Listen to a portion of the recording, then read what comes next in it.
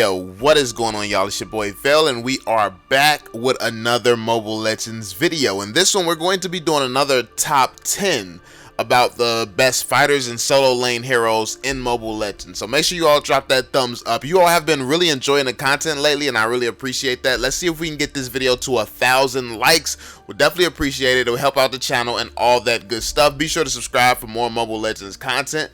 And yeah, let's just jump straight into it. So before we start, write in the comment section, who are some of your favorite fighters? Who do you think is the strongest fighter or solo lane heroes right now?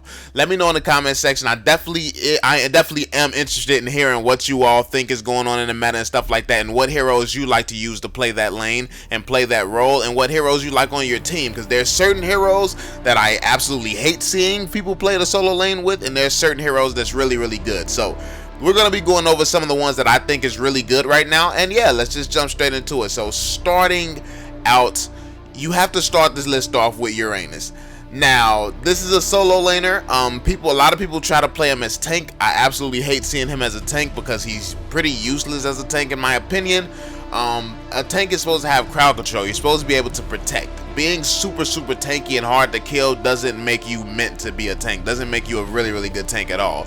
You have to really benefit the team, and I think how Uranus is able to benefit the team in a solo lane is because he's able to clear waves pretty fast, and he's also very tanky to the point where you shouldn't be, like, the enemy shouldn't be able to touch your tower. He can withstand taking on 2 people for a long amount of time, and he can clear the wave. Like, he really just, like, his lane, if Uranus is your solo laner, he just should not lose that lane. And I think that a lot of pro players and high level players play Uranus as a solo laner, but a lot of the community still tries to play him as a tank and don't really know that he's a solo lane hero. So if you didn't know he plays the same role as a fighter, now you know. So he's mainly a solo laner. He's not really used as an official tank for the team. So yeah, Uranus is probably the best solo laner right now by far. Like, there's no one that comes even close to as good as Uranus when it comes to the solo lane. So if you want a guaranteed win in your lane, Uranus is definitely who you want to go with. Uranus will not lose in his lane. Now, it's the other lanes you're still going to have to worry about. But yeah, so Uranus. Next, we have Chow. Chow is still a very good hero. He's been really solid ever since his release, but he's a hero that can also single out the strongest enemy on the enemy team and basically allow him to be an easy kill. He can get to the back lines using flicker.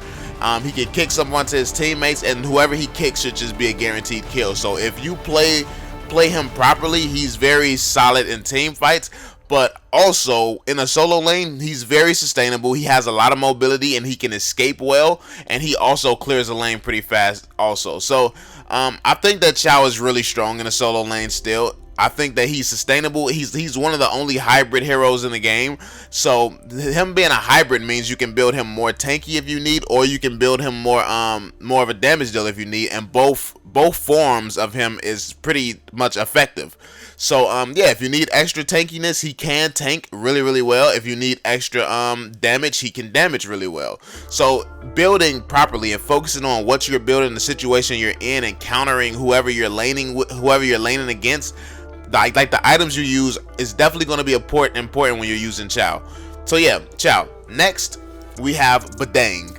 BADANG is just insane. Like, his ultimate, he can hold off a lane, and I think that one of the biggest mistakes people make is they try to do more than they're capable of doing. Like, some heroes in a solo lane, you're more than likely going to be going against a marksman and a tank.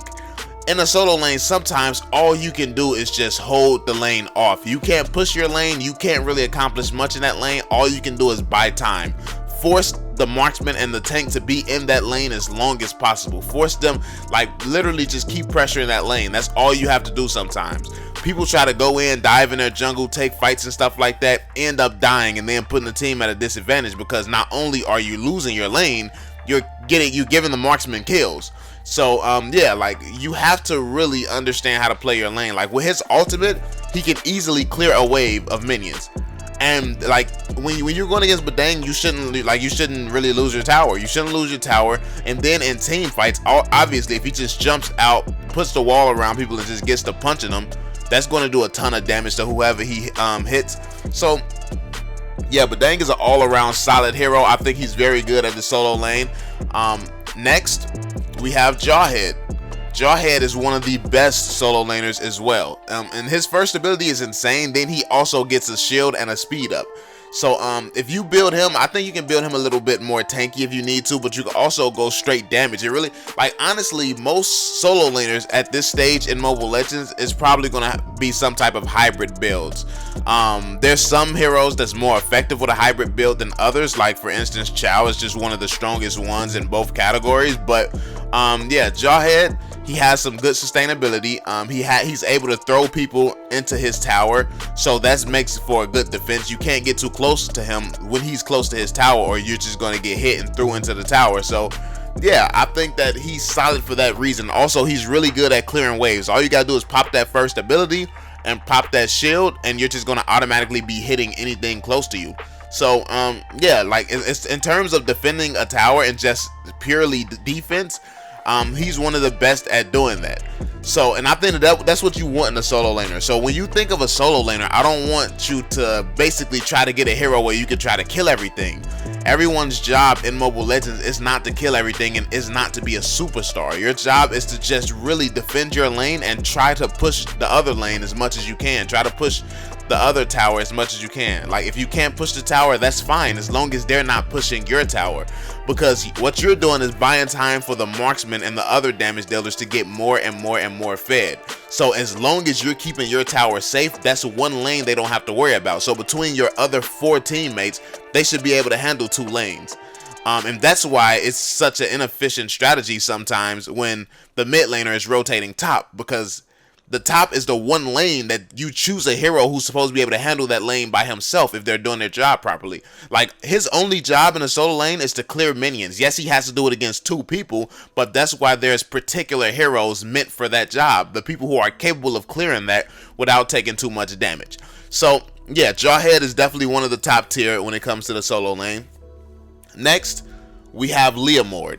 LEOMORD is really good. Like, he's always been a solid pick. He's always been a solid pick. He comes in and out of the meta, but it's really just comes down to how people use him. Like, he's never stopped being effective. I think that it just becomes meta to use different heroes. Like, when you see different heroes being used on the pro scene, different people just start choosing the same fighter. Like, we saw Jawhead get used, and then Jawhead just became the top of the meta after that one team used it in whatever that event was. But yeah, like, they came out with the Jawhead pick, surprised everybody, then Jawhead became meta. Really, when it comes down to playing that role, it all, like, there's so many heroes in Mobile Legends, and so many of them that comes in and out of the meta that people don't realize these heroes are always meta.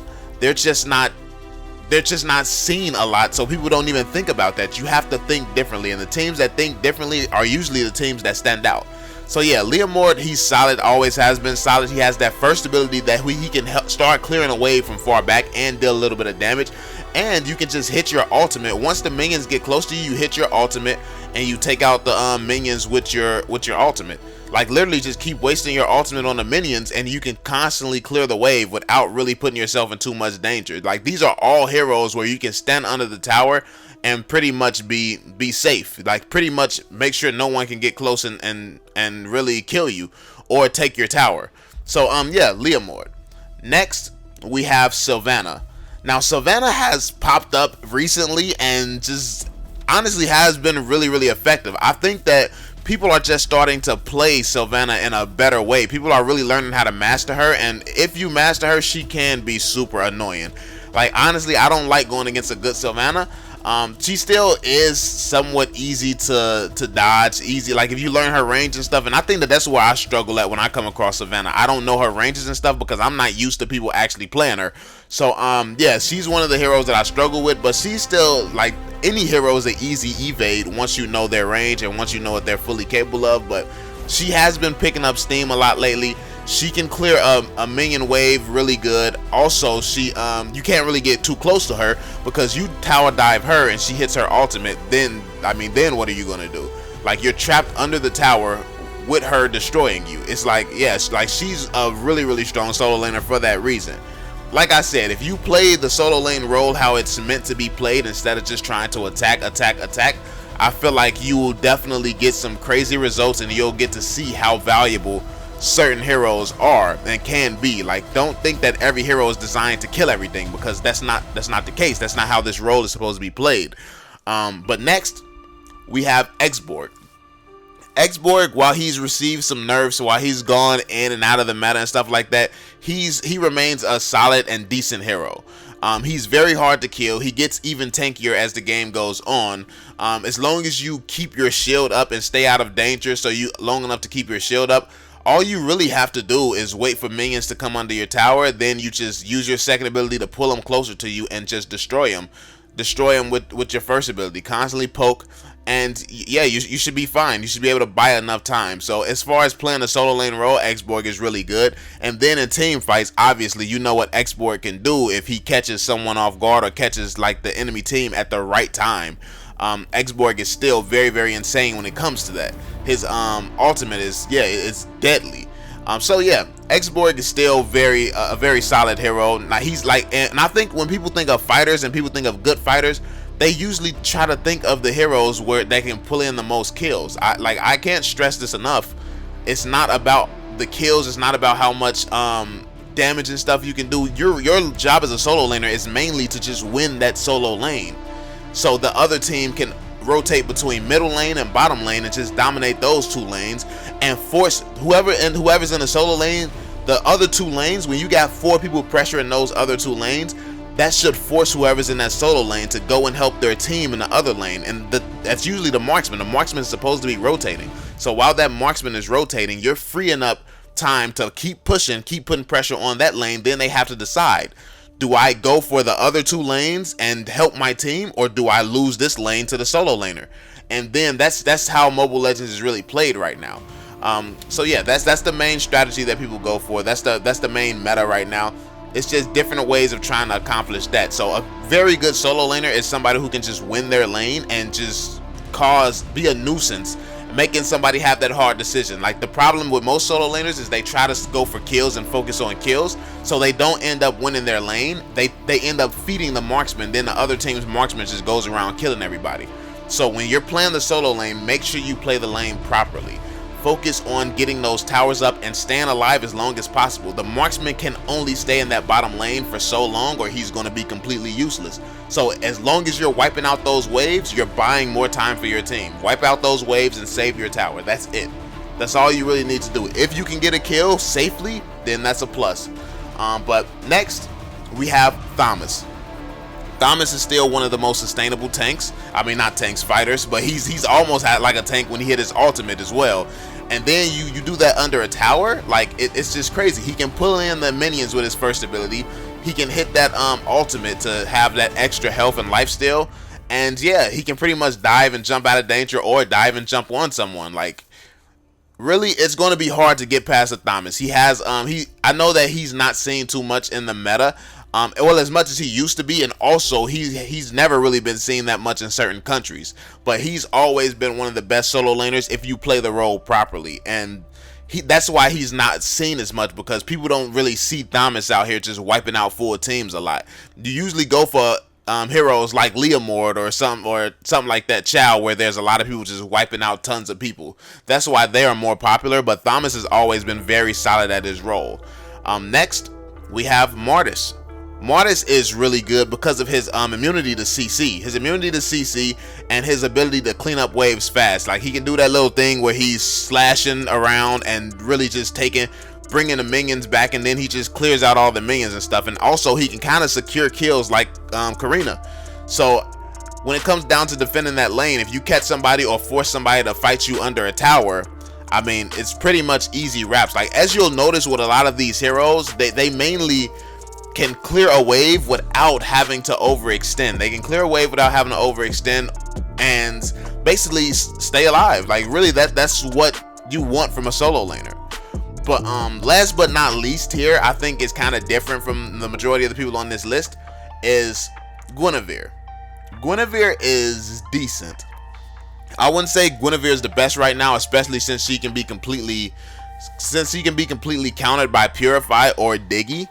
But GUINEVERE is definitely can be solid, definitely can be good.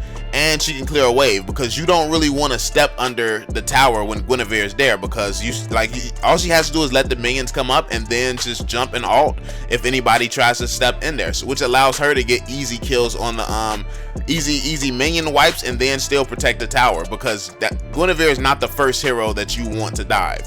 So yeah, I mean, Guinevere is decent. I would still go with a lot of other heroes on this list first. Like I said, Uranus is #1, but that sentence. But anyway, yeah, that's pretty much it, man. Let me know what you all think in the comment section down below. Hopefully you all enjoyed the video. Hopefully you found it helpful and informative. I try to give as much information as I can, at least from my perspective. If you have some different perspective and views about how you play certain lanes and roles, make sure you leave it down below in the comment section. Definitely educate everyone on, yeah, some of your thought processes and stuff like that. But that's pretty much it, man. Be sure to drop that thumbs up, subscribe to the channel if you are new, and I'm gonna catch you all on the next one, man. Peace out, yo. I don't know nobody, so don't ask for no favors. Don't ask for no paper, they leave when you losing, but they coming back later. Promise they coming back later. I'm up now, she wanna now. She keeps saying she